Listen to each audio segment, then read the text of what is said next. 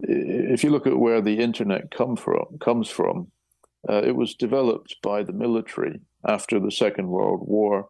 DARPA, the Defense Advanced Research Projects Agency, or ARPA as it was then, they put defense on there just to make it sound good and justify it to the taxpayer. The internet largely came out of the ARPANET. And if you look at the infrastructure of the systems that enable communication today, the satellites and so on, this is overwhelmingly in the military sector. And the military's committed to full spectrum dominance, including information dominance.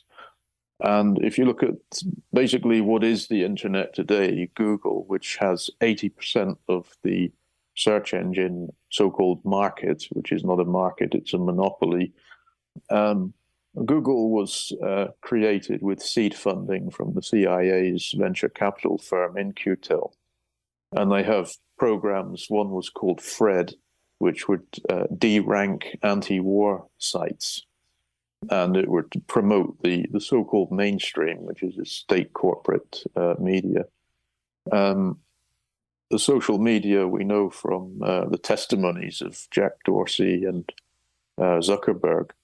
They were quite openly telling Congress that, yes, we had the Department of Homeland Security and the FBI advising us about so-called threats to national security, and we responded.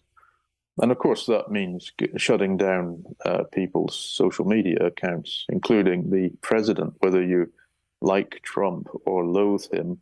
That's not the point. Once an unaccountable tech giant that basically comes out of the military intelligence sector can shut down the president's social media account, then this really is, as NASA said 20 years ago, everyone will be the new enemy.